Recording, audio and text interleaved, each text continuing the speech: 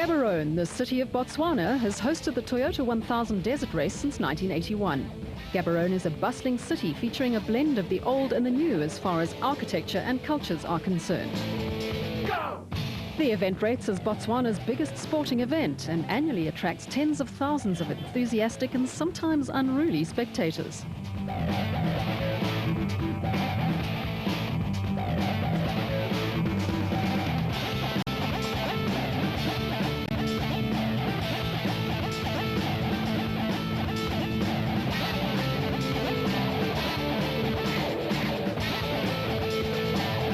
28 production vehicle and 35 special vehicle teams entered the third round of the ABSA Off-Road Championship, which promised yet again to be a major test for man and machine.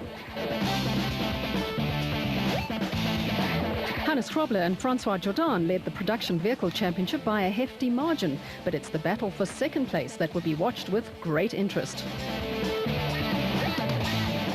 I love this event because it's very sandy, it's very long. You know, it takes a lot out of the car and also out of the driver and navigator, you know, and the people are just unreal in this country, you know, and they support us. It's unbelievable to see thousands of spectators along the route, and we enjoy it. Grobler couldn't afford to rest on his laurels. Alfie is doing very, very well at the moment. I think he's doing better than what anybody thought he's going to do, and I think he'll get good practice in for maybe the Dakar towards the end of the year. And I think he can do very well, and I think he's going to be a threat for us. The Castrol Toyota off-road team's hopes was pinned on Mark Cronje and 3 other Hilux crews. Initially, when we started out with the Class E Buckley, it was a huge shell shocker coming to this event, being so long, but we had a fantastic run, and we actually we won our class. And moving up to Class D now, you know, the expectations are quite high. We want to come back with a win. It's a full-time endurance event. Very tight, very, very tricky in certain places to find the route. I find the route schedule going from our Cape Town event to a long-distance event, the route markings aren't as precise. Again, we have the small fundamentals of the local guys moving some of the signage for us, so it does make it very, very tricky. And again, it's going to boil down to keeping it on track, getting it en route, and making sure we carry a fair pace to the end and looking after the vehicle. Cronje would have to contend with arch rival and Class D championship leader Manfred Schroeder in the Team Ford Racing Ranger. Now, the first 2 races have been good to us. As everybody knows, the last couple of years we've just had bad luck, and we haven't done well. We started Sugar Belt with first in class and 3rd overall, and then Cape Town first in class and 2nd overall. So yeah, we're looking forward to this event. The car, we've gone through it again. It's ready to tackle the terrain here. Your mindset in this race, you have to change it a bit. You know, you can't go flat out like we had to do the last races, because it's basically 2 races in one. So you have to conserve the car a bit, but I think it's easier on the car, not as hard on the gearbox and diffs as Cape Town is in the thick sand, the sand here being a bit harder. But no, it's a very long race. The body takes a pounding. And Sunday morning you get out of bed, you really don't feel like getting in the car again and doing another 500 k's. On a race like this, you don't really worry too much about opposition. You know, it's a long race. If you finish, you're guaranteed to do well, and that's our first aim, is to finish. And hopefully, you know, if you finish 1st or 2nd in class, if Mark and one of those guys beat us, they're going to Super D before we go to Super D. So, you know, it doesn't really affect us too much if they're ahead of us. We just have to keep the other guys, with Cliffy Weichelt out now. You know, got quite a nice lead, and hopefully carries on like that for the rest of the year. Class E championship leader Hugo de Bruyn has earned himself a reputation of being somewhat of a giant killer in the Castrol Toyota Hilux 2.7i. Well, the biggest reason for that is we grow up in this area. We grow up in the Kalahari, and it's the same kind of terrain, the same trees, the same grass. So I think I enjoyed it because I learned to drive here, and that's why I enjoy it. And that's why the success rate has been so successful for us here. So hopefully we can keep our success rate that high this year.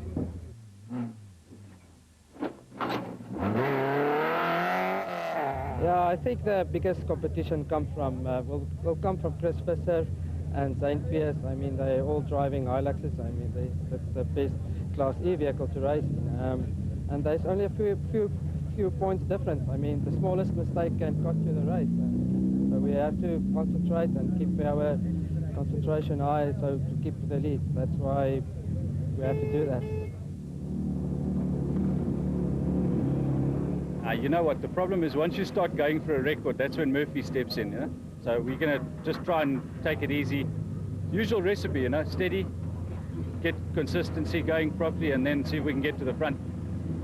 But, you know, when you chase a record, that's when you start having to be very extra cautious. You know, shoot your mouth off when you don't want to do that. Why did you start counting? I don't know. Somebody asked me, when was the last time you broke? Well, you didn't finish a race. So I said, well, I don't know. So we started working it out. It came to somewhere around 2003 with my brother. And then we worked it out. We were at 16, going 17 now. And I thought, yeah, well, that's not bad. I don't think anybody's ever done that. The problem with counting is Murphy's Law steps in and then, well, anyway, it's a record. Either way, we cut it. Even if we don't make this one, we've done it anyway. Nobody else has done it, so that's cool. There's been a shake-up in the Bosal team since the Nissan Dealer 400. Well, we all know the last race down in Cape Town, Cliff had a nasty accident hitting that tree at one massive speed. And then Marius put his vehicle in and advertised it and thought he'll race this year and then build either an SP car or a space frame car, and then a good knock on his doorstep and the guy wanted to take his vehicle, price he got, and off he went. So it left me alone in the vehicle and then started to look for another member that can ride with us, and jumped on our Cliff's back and said, come on, here's the opportunity, let's go for it. Spoke to Yaku, and there it is. Phil's running the vehicle under Bosal's name, or Bosal, Luke and ATE. So we're looking to fly Bosal's banners high for this year, the rest of the year, and we'll enjoy it. Neil Woolridge decided to focus his attention on building the new super production Ranger, so it was up to Schroeder and Rubeluza to fly the Ford flag. First of all, it's the 1,000 about it, yeah. The 2 days and also the rough sections in the track, but more especially the sand. When you get to the sand, more especially if you run in the middle of the pack, then you have problems because all the guys up front start digging the sand. So in this time around, we're trying to see if we can put a bit more effort on the prologue so that we're not way back.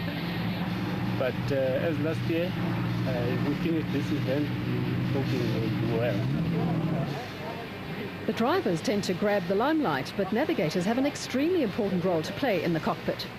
It's very difficult to say before time how the navigation is going to work out because of the route changes every year. They change it. Sometimes we've got the rocky sections, sometimes the sandy sections.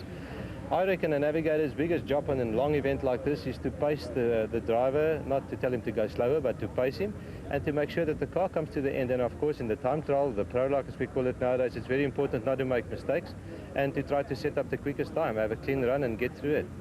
The overgrown sections is very difficult, especially up at the DSP. I remember 2 or 3 years ago we were leading and there were no tracks to follow. The instruction says follow obvious route for 5 kilometers. There is no obvious route. They put out the markers with a motorbike or something, and I had to get out of the car and get on top of the roof of the car to look for markers. So the people in the helicopter was getting frantically excited up there because they could see the route and we couldn't see the route. So from a navigator's point, and I think it's very frustrating for a driver as well, if you don't know where to tell him where to go. That is most probably the most difficult thing on this route. Terence Marsh and Michael Whitehouse, like Grobler and Jordan, have a comfortable lead in the Special Vehicle Championship, but would have to be watchful of Gary Berthold and Siegfried Rousseau. The battle in Class B would be between 4 highly competitive teams. Well, we've had two good events to start the season. Obviously, it's been a little bit easier with a new car.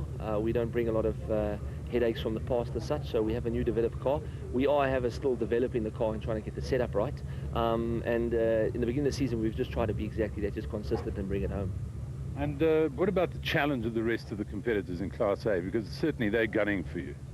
Yeah, I think it's a very exciting year. In the last couple of years, there's been a significant growth in Class A. If I look back on this, reflect on this year, there's like 8-9 cars in excess of like 200 kilowatt on the back wheels. A significant amount of power and money that's been spent, which is very exciting. I think it's great for the sport. From our point of view, it just makes it that much tougher, and just something that we need to work hard on throughout the year. Former quad rider Evan Hutchison and Trevor Ormerod were supremely competitive in the Class B Motorite Racing bat.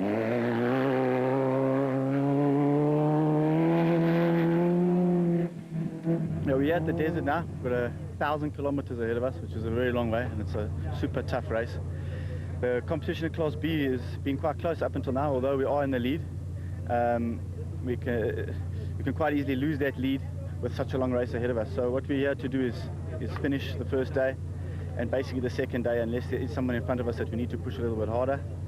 But as all the racing guys know, that this race is famously hard, and we just want to get to the end. That's our main objective.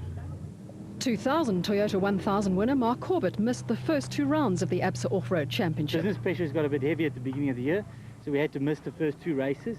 But luckily for us, our competitors haven't had a good run, so we're only 1 win down against our main competition. So I still think we've got a good chance for the championship this year, and we're going to go for it. We like the desert race. We've won it once before in A class, so we rate our chances here. Richard? Well, to be honest, I'm actually having fun. That's my senior priority. And if I beat him while I'm doing it, I think that's great. But the reward for me is that I can at least finish the race and have a ball. But we're competitive. You know, we try. That's the whole idea. You know, we don't get out there and knit. Sometimes I do. Then my son-in-law shouts at me. Then it gets me going again. But, you know, he's got youth on his side, which is, in this race, I think, is a big advantage. You know, 500 Ks of this sort of terrain it's tough on the old body.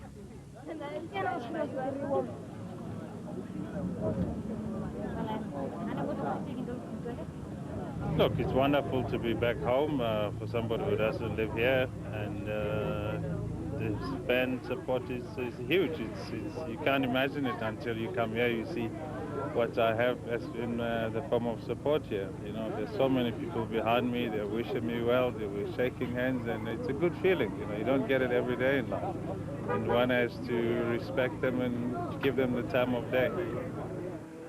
The 40-kilometre prologue produced the second surprise result of the season, when Alfie Cox and Ralph Pitchford outqualified their proudly South African Nissan teammates, Krobler and Jordan, by a whopping 43.7 seconds. Cox was clearly in his element.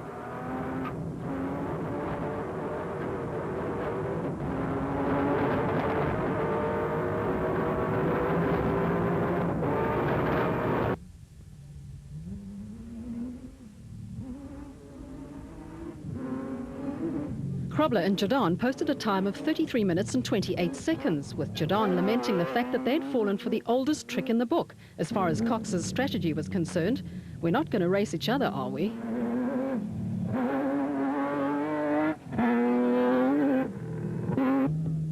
Nissan Sugarbelt 400 special vehicle winners Gary Bertholdt and Siegfried Rousseau again set the fastest time in the category and gave notice to their rivals that they were the ones to beat in the iBoost Advansoft bat.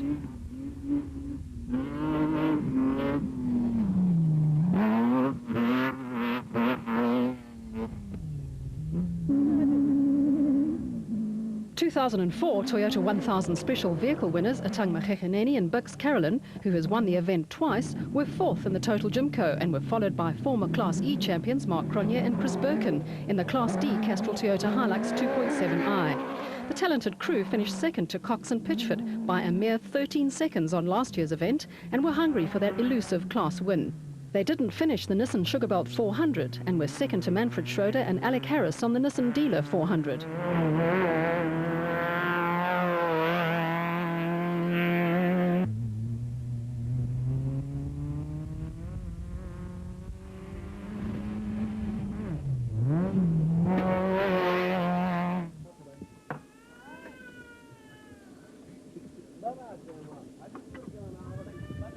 Father and son, Robert and Gareth Walk, were 6th in the Super Paved Chenoweth. Walk Sr. was one of 12 former Toyota 1000 Desert Race winners in this year's field and posed a threat to some of the more fancied special vehicle teams.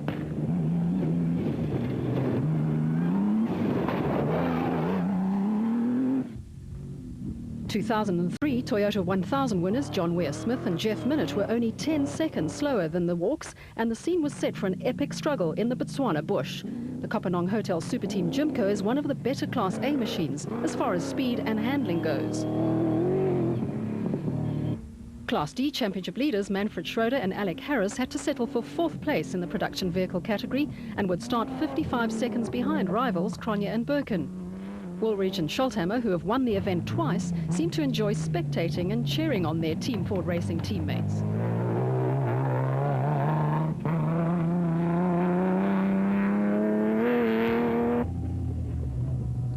Nissan Dealer 400 runners-up, Will Battershill and Reg Sutton were 9th fastest in the ex-Terence Marsh Jimco, which is powered by a supercharged Mitsubishi V6 motor. Chris Visser and Jaapie Badenhorst were the star turn in Class E and brought their Tyco Trucks Toyota Hilux 2.7i home in 10th place, 1 minute ahead of Class E Championship leaders Hugo and Jaap de Bruyn. Arnold Pistorius and Jürgen Steyn out-qualified the rest of the Class B field in their Twin City Raceco.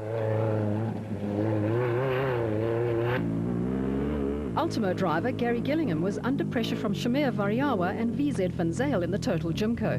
Variawa started at the back of the field and had to contend with extreme dust and hazardous overtaking.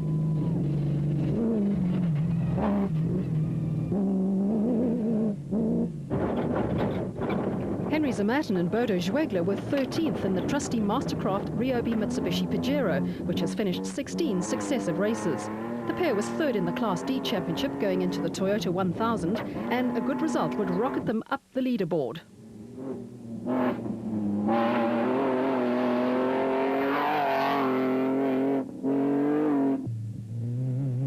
Gavin Cronje and 4 times winner of the event as co-driver Robin Houghton were only 0.5 of a second slower than Zamatin, with Class B winners on the Nissan Dealer 400, Ernest Corbett and Warwick Goosen 15th overall in the Century Property Development's bat.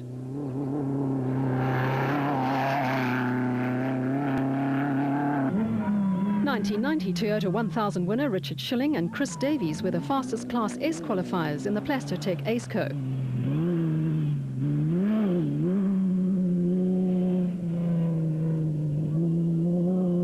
Class B Championship leaders Evan Hutchison and Trevor Ormerod had to settle for 22nd after the motor in the Motorite bat went off song. You're on board with Class E newcomer George Barkhuizen and Rod Heering. The Toyota Hilux was previously campaigned by husband and wife Marius and Tracy van Vuren, who are considering building a super production vehicle. Barkhuizen and Heering qualified 2 seconds faster than Thomas Rundle and Stavros Yanakis in the Baden Tyre Services Nissan, which suffered an intermittent misfire.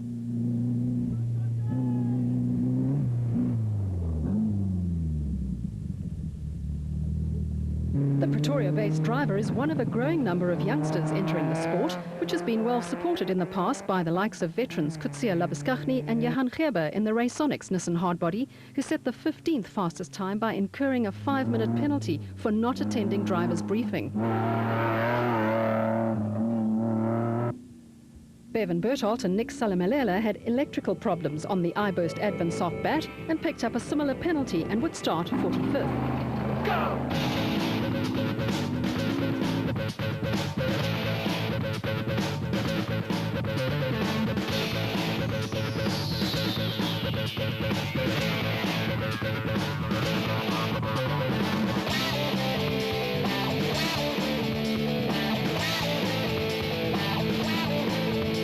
Not everybody enjoyed a clean run in the prologue.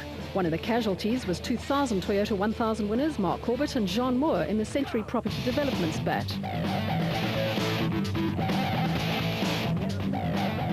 Yeah, we had a good run to begin with. First 20 k's went very well, and then the gearbox gave up on us about 10 k's before the end. So it's back to the drawing board for us tonight, and we'll come back to fight tomorrow with a bit of a penalty. The rules work that we get 1.5 times the fastest competitor, so we'll have about a 20-minute deficit to start with tomorrow, but it's a long race, so anything can happen. Dion Skummen and Jan Syme limped home with a broken torsion bar bracket on the Autopage DuPont Telecom Nissan.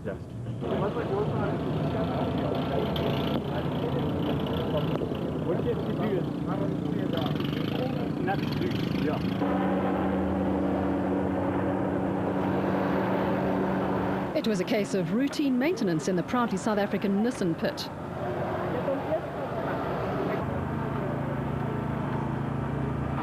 But there were problems in the Motorite racing camp.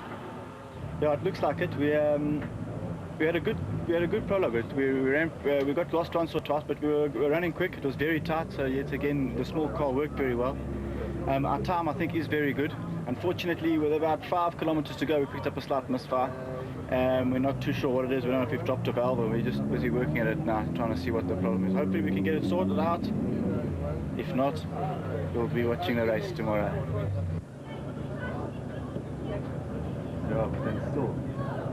Yeah, basically we don't have any equipment here to check the compression, so we're just going to put a pipe down the plug hole and then feel by turning the engine if there's any compression in the different cylinders.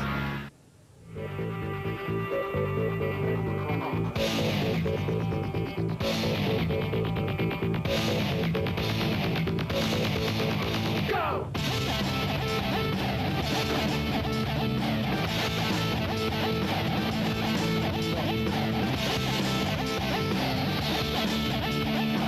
Things weren't looking too good in the Motorite racing pit.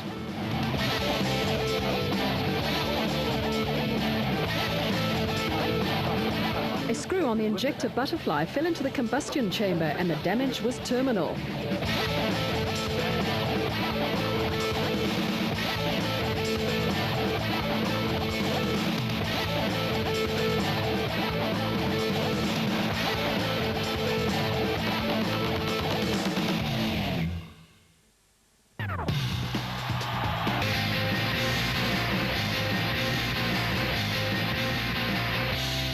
Four-times Toyota 1000 winner Franz Czepek is always on hand to assist. Yes, no, it was one of the first time where everything came together for us on the prologue. On time we actually were 15th overall, the quickest time we had this year, and I think we really had a good run. Motor running very well, and but unfortunately then we pick up a penalty because we didn't sign for the driver's briefing. One of the crew didn't sign, so that knocked us back 22 places. It's a long way to go. 1,000 Ks, but unfortunately the dust and the slower guys between us is going to put a little bit of a handicap on us. But guys in front, watch out, we're coming.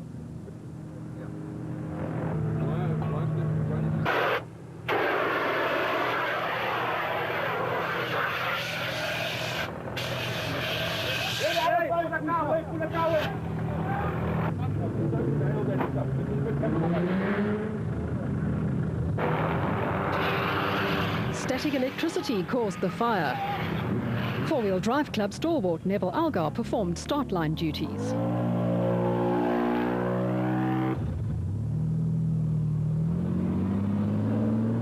Happy birthday, dear Mark.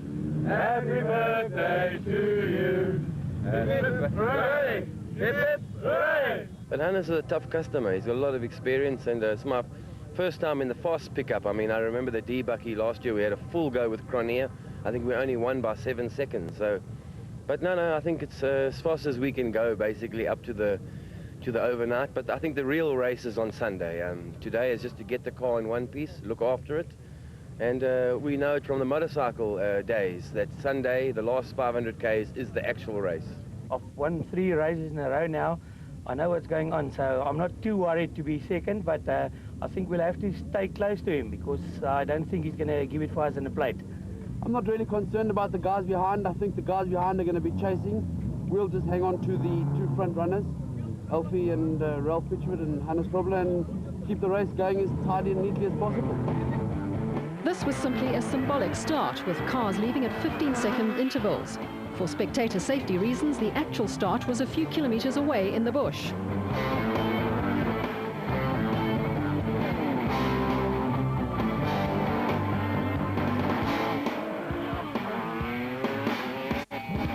Local hero Atang Mageheneni was only 6 seconds slower than Berthold, and the scene was set for a tremendous battle.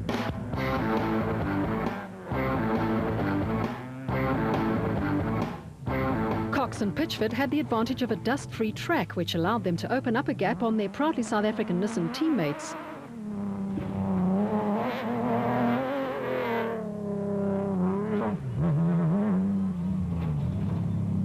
Krobler won the event for the first time in 1986 and had to wait 16 years for his second win, which he backed up with 2 more victories in 2003 and 2004. Gary Berthold has led the Toyota 1000 on many occasions, but overall victory has eluded the talented driver, whose father Bodo and brother Bevan were also entered in the race.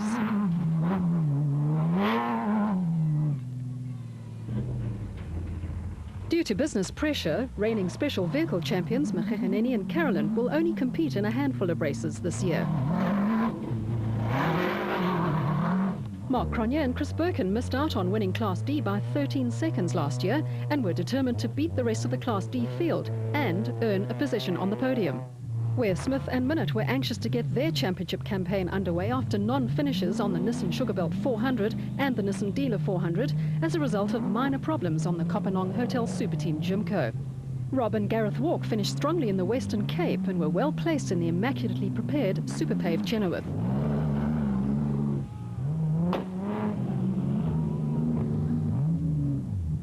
Team Ford Racing's Manfred Schroeder and Alec Harris had 2 podium finishes and Class D wins to their credit and only trail Krobler and Jordan by 10 points in the Production Vehicle Championship. They have a 15-point lead in the Class D Championship.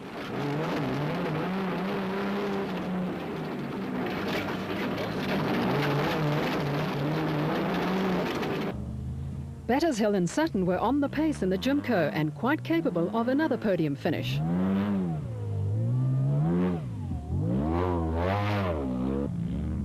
Class E leaders Chris Visser and Jaapie Badenhorst were 10th overall and 5th in the production vehicle category and aiming for back-to-back class wins, while Class B leaders Arnold Pistorius and Jürgen Stein had a comfortable lead over the rest of the Class B field.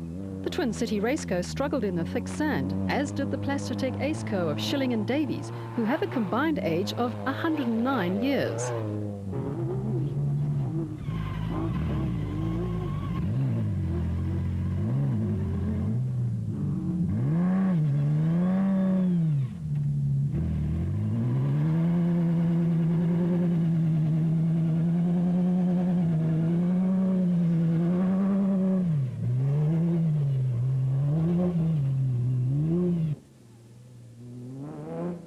Cox and Pitchford adopted a cautious approach on this particularly nasty section of the route.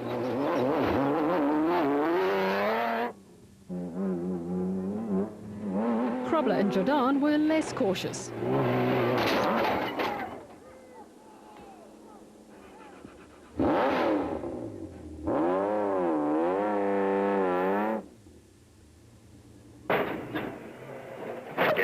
Hey, no.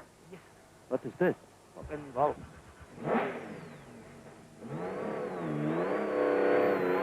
Zo'n stap van uit de reverse gaan, ja.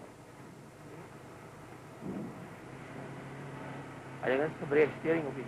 Is het? Ja, dat mag wat je stuurt nu, hè? First Berthold and then Mekhegeneni nipped by the stranded Nissan. Mark Cronje was happy to gain a place in the Castrol Toyota Hilux 2.7i.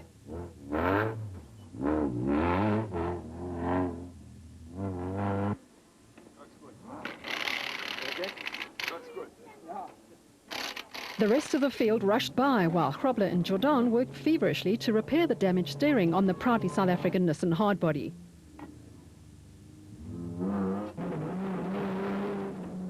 Schroeder and Harris were more than happy to gain a place at the expense of the stranded production vehicle championship leaders.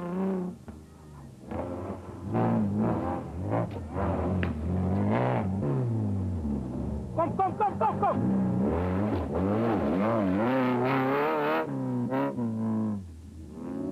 Variawa and Van Zyl were starting to pile on the pressure in the total quarter, while Castrol Toyota crew Gavin Cronje and Robin Houghton were now third in Class D. The damage on the Nissan looked terminal.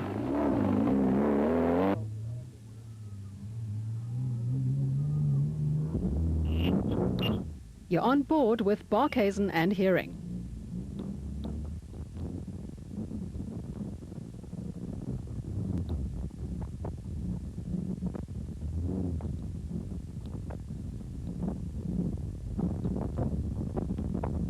Barkhuizen previously raced a motorcycle-engined Ultimo before switching to a production vehicle, as did his friend David White, who bought the ex-Geel Nel truggy after racing an Ultimo last season. And talking of Nel and co-driver Peter Newbury, they've adapted well to the more powerful Class A Bosel Look ATE Zarco, and their consistency poses a threat to the Special Vehicle Championship contenders. Brothers Mark and Stuart Moffat are one of only 5 crews to have finished the first 2 events of the season. Cully Solwald's Mighty Mag seemed to be a handful over the rough terrain, while Labuskagri and Gerber had made up 7 places in the Raysonics Nissan Hardbody.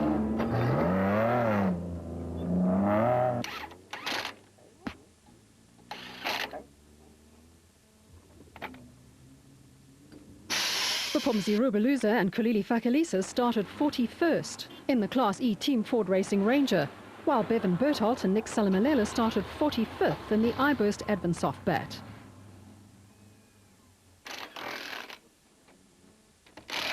Go!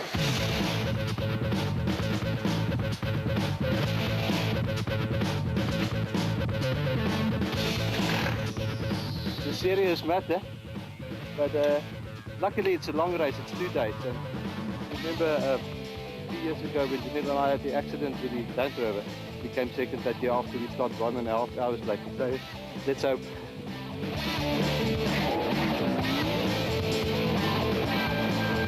Go!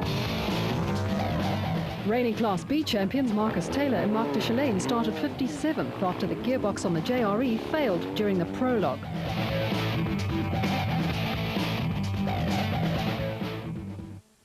Legend speaks of a race of men whose fate it is to travel an unthinkable path. It is said they feel no pain, know no surrender, but rather than avoid adversity, they rush towards it. And among these men who have powers beyond the mortal, there is one who is more powerful than them. The Tour de France. The legend continues with Armstrong's final chapter. Live and exclusive to Supersport. Sponsored with pride by Liberty Life. Touching it, I can't believe it. Rosemary's borrowed kitchen equipment is causing her grief. We can't have it this silly night. Look, it's got a, look how it's going. Look at this, yeah, perfect. Perfect, yeah.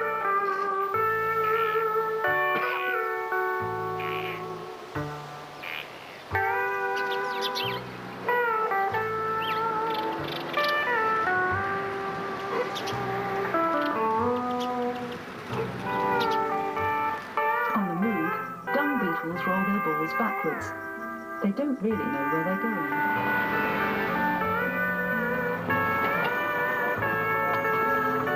And all we're going to do is peel the pears, but leave the little stalk. You see that little stalk?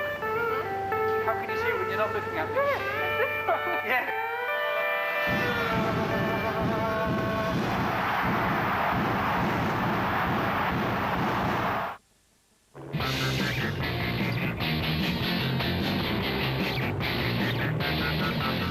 Bertholt and Rousseau grabbed the lead when Cox picked up a puncture within a kilometre of where Grobler planted the Nissan in the ditch.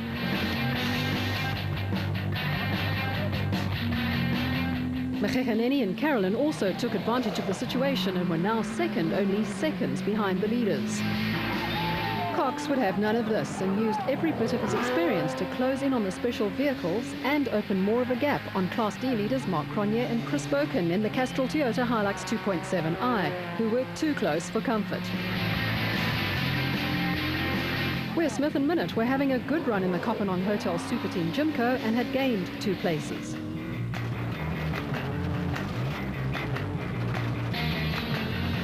Schroeder and Harris maintained a steady pace in the Team Ford Racing Ranger and were happy, for the time being anyway, to be second in Class D and third overall in the production vehicle category.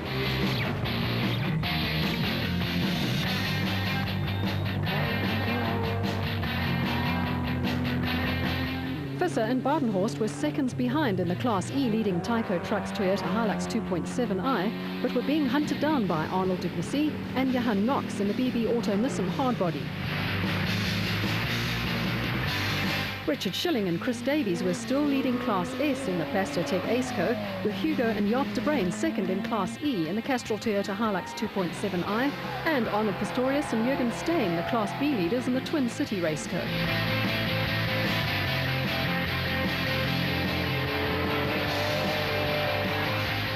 Durbanites Zane Pierce and Henny Vosloo were third in Class E in the Castrol Toyota Hilux 2.7i. Cox and Pitchford were the first to arrive at the designated service point at Manchwabisi.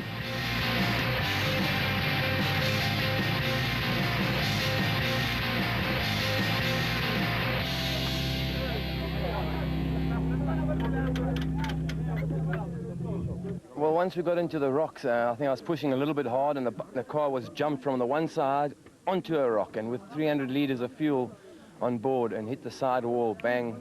So I think we lost 4 or 5 minutes changing the wheel, and then we were like in 4th place, and we got past the 3rd place guy, and then I think we were 6 minutes behind, and we've just been chasing at a nice pace, and yeah, we've just overtaken. We got into the lead now, just before the DSB, about 20 k's from here.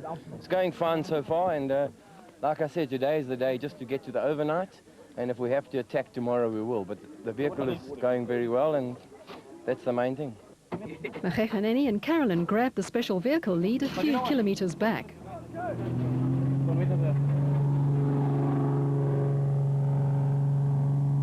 Well, it's going fine there. You know, we've been sitting in Gary's dust for 100 k's, and it's been hectic because we tried to overtake him a few times, and you can catch him, but you can't get past him. We buzzed him, and then we did get past him. He let us through, and then the route schedule showed 400 meters to a turn, and I counted it down, and the corner came before, and as we put on brakes, Gary topped us, and he pushed us into the bush, but him and Alfie managed to get past us. But that's part of racing. I'm not complaining. It's just then we got up to them again, and then Alfie got past Gary, and then Gary was holding us up, so we buzzed him. He let us past, and I think we outperformed him coming in here, because this car runs. This thing runs. I had it down at 170 k's an hour on the speeder, so we're having a great run. Yeah, it's a tough day out there. We've been having a bit of a battle with our tongue and with Alfie and Ralph. We saw the two Nissans pull over, so we were leading for the first up until 11 k's back. We just let the Nissan go past when they gave us a scream, and we just let our tongue go past as well, because we feel it's a long day and we've got to keep it going for the whole day. And the mechanical problems? The car's getting a little bit hot. It's very hot out there today, so we had to back it off a bit coming back towards the overnight, but hopefully we'll be fixing that problem now and we'll be on the way.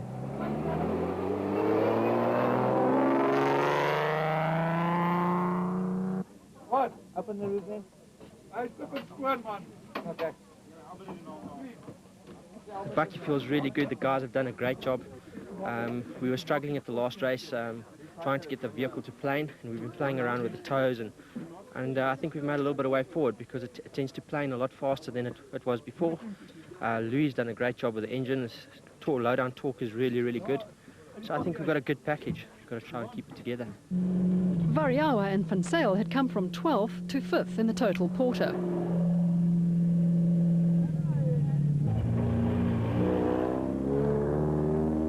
Yeah, it's the first time in 25 years we're not doing this race, so it is burning it, as you say, to be not doing it. But it's also quite nice to watch and see what's going on, and you get some ideas, and you see what other people do, so it's quite interesting from that aspect, but certainly rather be in the car. It's definitely second prize, not racing, that's for sure. It's burning badly.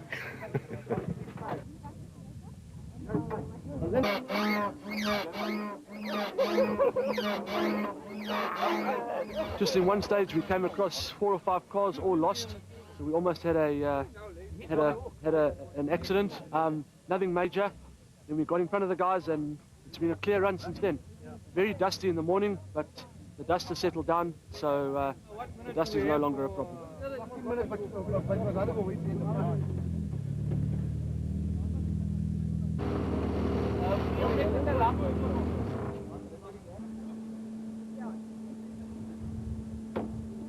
There was all the people got lost here, about 50 k's out, and I think we got there right before them, so it was lucky. But the route is nice, very nice. And any problems with the car? Yeah, just overheating a little bit. And I'm sure it's just maybe a thick sand. But it's going very well.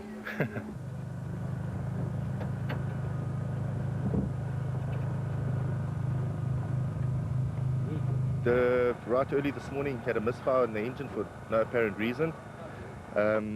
Jumped under there, redid everything that we could, and suddenly the misfire disappeared. So it got carried on, but we lost probably about 10 places and maybe 10 minutes this morning.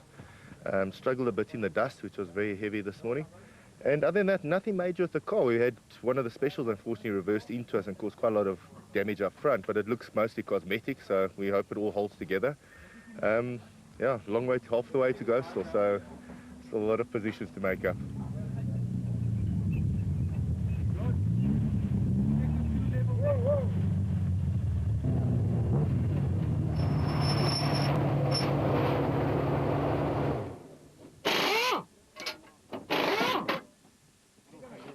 We went through a donga near the beginning, and I probably went about 12 inches or 18 inches, a little bit on the left. I thought it was a little bit better there. And when the thing went down, we the other side of, we had to climb out of the wall, and it was like a 90-degree thing, and I just broke the bolts on the steering. And we had to try and repair it and take the bolts out of the knuckle, and that took us a bit of time. And then we had to, on the road, we had to tighten them because they came loose, and we didn't have enough bolts to tighten it. But we're happy. Team Ford Racing's Schroeder and Harris retired with a blown engine, as did teammates Rubeluza and Fakalisa after a collision in the dust.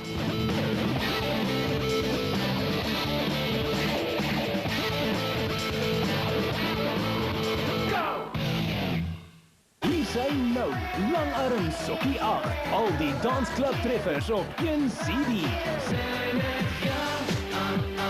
Dans met my, easy go, for my, by my. I'll be all over night, and it pass up on never mind. Langarm Sokkie 8, 18 oorspronklike dansklub treffers. Go! Enjoy the ride with Hannes Grobler and Francois Jordan. Okay. High tape in there. Nee, langs. Jy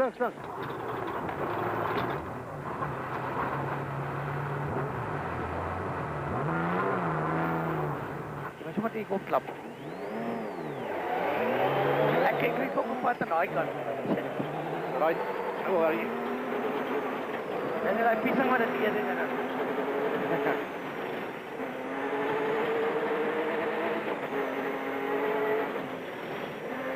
Cox won the Toyota 1000 3 times overall on a motorcycle, while Pitchford notched up a number of wins in the 200cc class. Bothelt and Rousseau had been involved in a ding-dong battle with Machageneni and Carolyn and had opened up a 50-second lead, but the Total Jimco pair was determined to haul them in and up their pace significantly.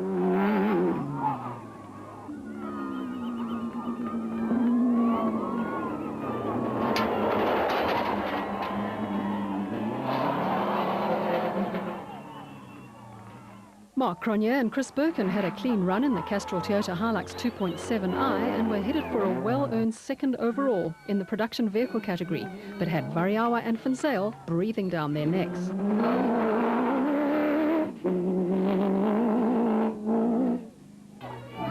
BB Auto pair, Arnold Duplessis and Johan Knox, were third overall and second in Class D, but would soon be overtaken by Henry Zamatin and Bodo Schwegler in the Class D Mastercraft Ryobi Mitsubishi.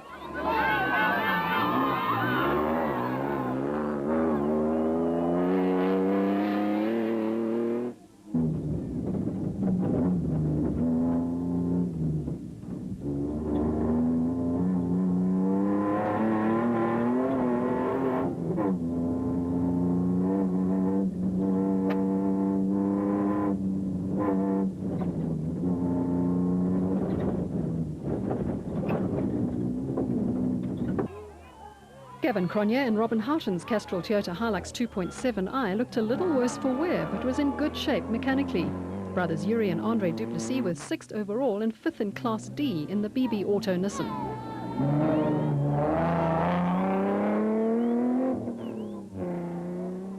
Father and son Nick and Ryan Harper started 52nd, but a consistent drive in the back saw them move up to 4th overall in the special vehicle category.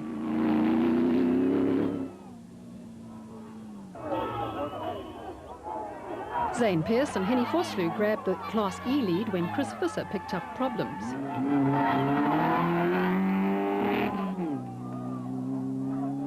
Don Thompson and Wally Pooler surprised everyone by leading Class B in their aging Sandmaster. Special Vehicle Championship leaders Terence Marsh and Michael Whitehouse had to be content with 6th overall as they headed for the overnight stop, while Mark and Stuart Moffat were quite happy to be 8th in the Bosel Brospeed Land Rover. Ernest Corbett and Warwick Hurson were still in the Class B hunt in the nimble Century Property Developments bat.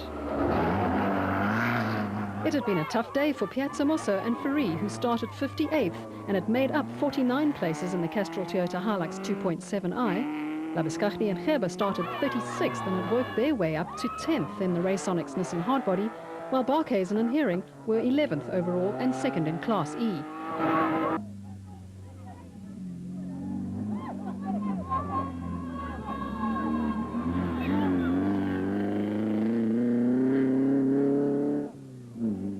Taylor and de Chalane had started 57th and had carved their way through the field to 17th overall and 8th in the special vehicle category.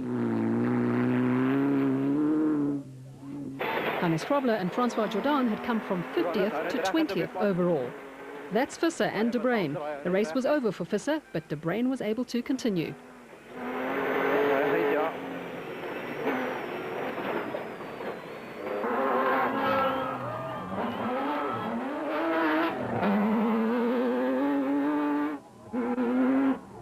The Van Reenen father and son pair had gearbox problems on the Savannah Ford Ranger, which dropped them to 30th overall, while Andre Botha and Richard Carolyn were having a good run in the Kopenhagen Hotel Super Team Chevrolet.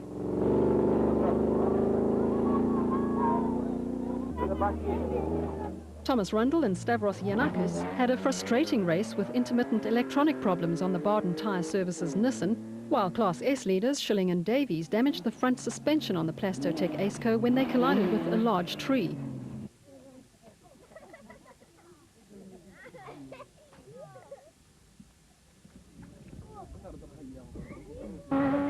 Alfie Cox and Ralph Pitchford had built up a 7-minute lead over the leading special vehicle and had 14 minutes in hand over Cronje and Birkin.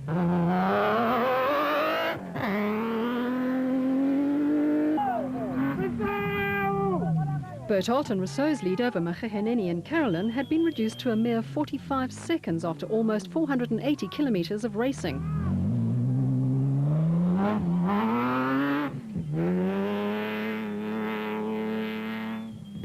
The reigning Toyota 1000 champions were content to keep up the pressure and nibble away at the Bat pair's lead.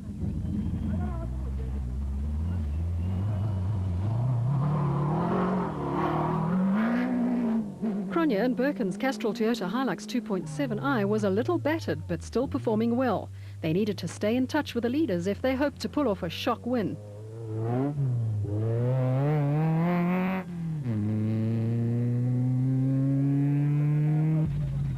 Variawa and Van Zyl held on to 3rd place in the total porter, which appears to have finally been sorted out after a frustrating series of mechanical bothers last season.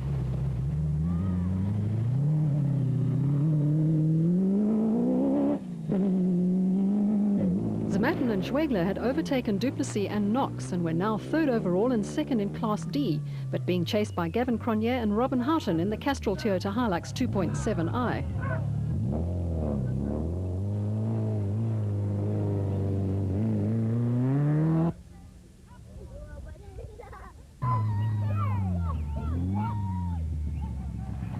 Castrol Toyota crew Zane Pearce and Henny Vosloo had the Class E lead in the bag, while Don Thompson and Wally Pooler had opened up a gap of 10 minutes on a severely dehydrated Ernest Corbett and son-in-law Warwick Hurson in the Century Property Developments bat. Corbett received medical attention and elected to withdraw from the race.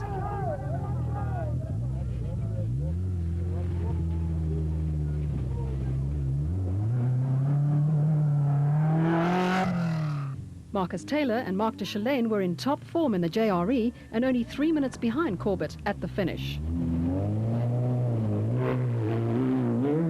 Reigning production vehicle drivers champion Hannes Krobler and Francois Jordan had come from stone last to 20th overall and 11th in the production vehicle category.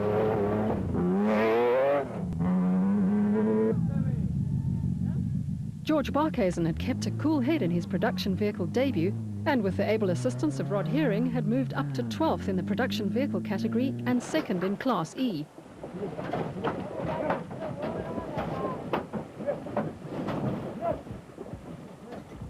Andre Buerta and Richard Carolyn were headed for 3rd in Class F and 17th in the production vehicle category.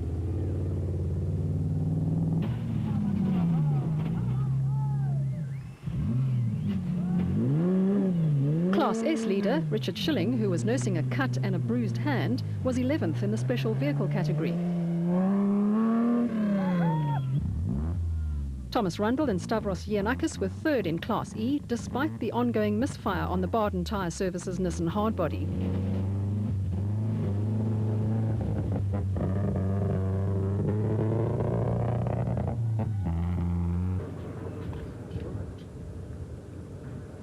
It was time for the drivers and navigators to take a well-earned rest, while the service crews set about repairing the battered vehicles for Sunday's race. Absolutely, the 13 minutes was very, very unexpected for me. I was bargaining on around 35, 40 minutes, but I'm ecstatic. It puts us out of the mass start, which is what I was trying to achieve, and just stay out of the dust and keep it clean.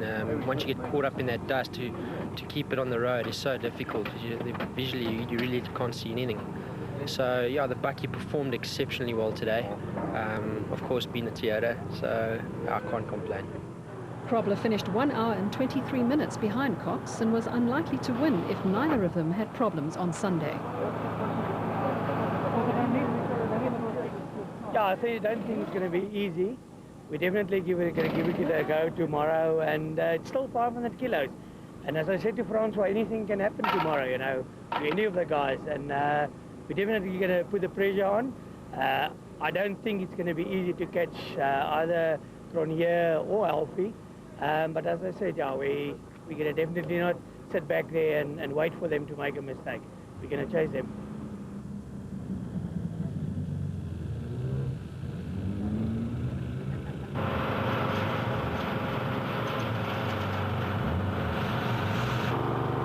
The supremely fit Cox looked as if he was ready to start the next 480-kilometre section.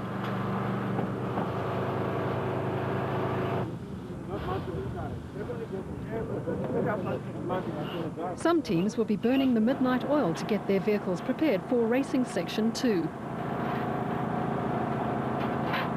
Yeah, I tell you what, the speed is just so low. I mean, I was just saying to one of the guys that I think I saw 5 and 6 flash on the dashboard, 5th and 6th gear, maybe a handful of times the whole day. It was just really, literally 2nd, 3rd, 4th, 2nd, 3rd, 4th in the twisty trees, and it was really, really hard work. I mean, I can feel it. I'm a little bit, you know, exhausted from, what, I think 7 or 8 hours in the car today. So, yeah, a hell of a day at the office, but a good day. I mean, 1 puncture this morning, that's all. Kept it on the road. Ralph did a perfect job with navigation. And tomorrow, I'm hoping to do the same. I think just keep a good head up to the service point, and then if we have to attack, we will, but at the moment, it's fine. The flu, yeah, I'm feeling a lot better, to be honest. Yeah, I'm feeling a lot better.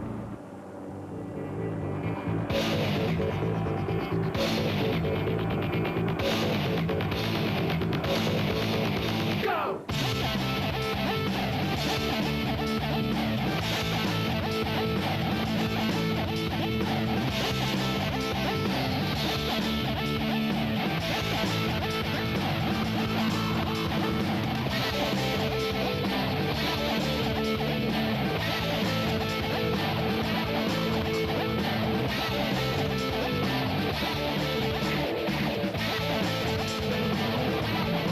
Highlights of racing section 2 of the 25th Toyota 1000 Desert Race will be broadcast on Supersport 2 at 6 p.m. on Sunday, the 19th of June.